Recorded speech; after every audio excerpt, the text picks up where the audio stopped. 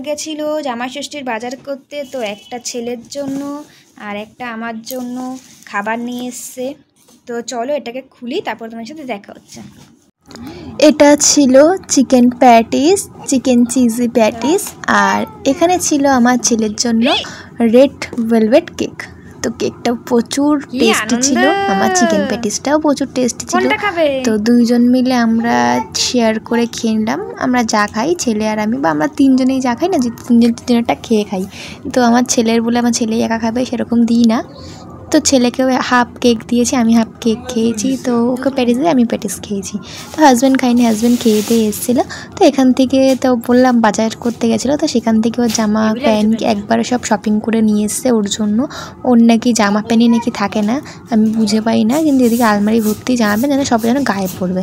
তো বাদ দাও, তো এখানে ছেলে আনন্দ করছিলো। তো রাত্রিটুকু কোনোভাবে কেটে গেলো। তারপর সকালবেলা পেটাই পরোটা তরকারি নিয়ে চলে এসেছিলো। তারপর আমরা খেয়ে দিয়ে রেডি হয়ে গেলাম। এখন আমরা যাব ওই বাড়ি। তো ওই বাড়িতে চলে এসেছি। দেখো এটা হচ্ছে আমার দিদুন, আর এখানে আমার দিদুন সব রান্না বান্না নিজের হাতে করেছে। খুব টেস্টি খাবার বানায় আমার দিদুন। তো এখানে 5 রকম ভাজা টাজা, এখানে দই কাতলা হচ্ছিলো। তো সব কিছু রেডি করছিলো দিদুন। তারপরে এখন দিদুন প্রচুর গরম লাগছে, তো দিদুন সেভাবে কথাবার্তা বলেনি। তো এখানে মা আবার চলে যাচ্ছে, মা যাচ্ছে ব্যাংকে। তো এখানে হাজব্যান্ড এখানে এসে চুপচাপ বাইরে বসেছিল। আমি বলছিলাম ঘরে আসতে, বলে না সবের ওর দূর থেকে এসে, এখন আমি ওই ঘরে যাবো না। তো ওখানে বাইরে বসেছিল। আর এখানে আমার মাসির ছেলে, এটা হচ্ছে আমার বোন, এই যে আমার ছেলে। এখন সবাই মিলে এত গরমে এসি চালিয়ে বসে আছে। ই বাবা! তারপরে এখানে বাবা এক বাটি কাঁঠাল নিয়ে চলে এসছে। আমি কাঁঠাল খেতে খুব ভালোবাসি, তো খেতে গেছি। তো বীজটা পুরো টপকিন আমার গায়ের মধ্যে পড়ে গেছে। আমার এত হাসি পাচ্ছিলো, মানে এমনভাবে মানে খাবার দেখে না আমি এমনভাবে খেতে বসে পড়েছি যে বীজটা সমেত তোমার আমি মুখে ঢুকিয়ে নিই, তারপর বীজটা টপকে পড়ে যায়। তারপরে এখানে আমার ছোটোবেলার কথা বলে হাসাহাসি করছিলাম। ছোটোবেলায় কে কী করতো, কে কীরকম ছিল সেরকম কথাবার্তা বলে। আসলে আমার দাদা না, মানে আমাকে দেখলে শুধু আমার সে ছোটোবেলার কথা শুধু মানে বলে যে তুই এরকম ছিলিস, তুই এরকম ছিলিস, তো এরকম হয় না। তো এরকমই আমরা কথাবার্তা বললাম। তো এখানে ছেলে হঠাৎ করে কান্নাকাটি করে উঠলো, ওর কি ঢুকে গেছে। তো আমি এখন দেখছি যে কি ঢুকে গেছে। তো ওখানে ওর জলের বোতলটা ঢুকে গেছে, তাই জন্য ও চিৎকার করছিল। তো আবার জলের বোতলটাকে বার করলাম। এখানে আমার হাজব্যান্ড আর ওরা সবাই মিলে বসে গল্প টল্প করছিল। আর আমি সেই ফাঁকে একটু ছোটো করে ক্লিপ নিয়ে নিয়েছি। এখানে এখন আমার দাদা গান করবে।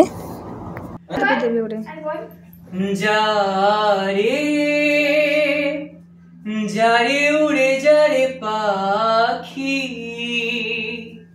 ফুরালো প্রাণীর মেলা, শেষ হয়ে এলো বেলা, আর কেন মিছে তোরে বেঁধে রাখি।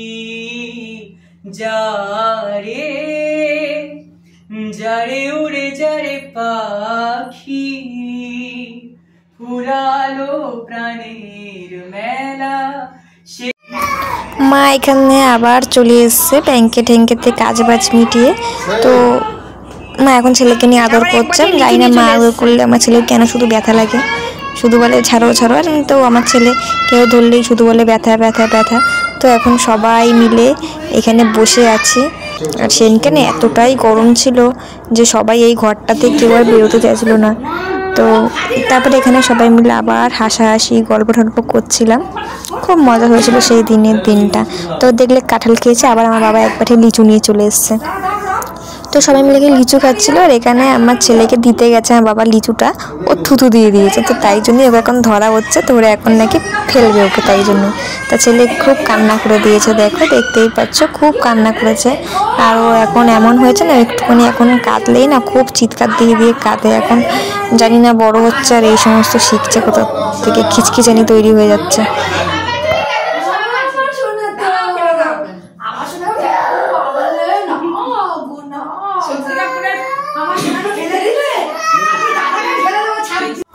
তো এখানে মা সবাইকে খেতে দিয়ে দিয়েছে।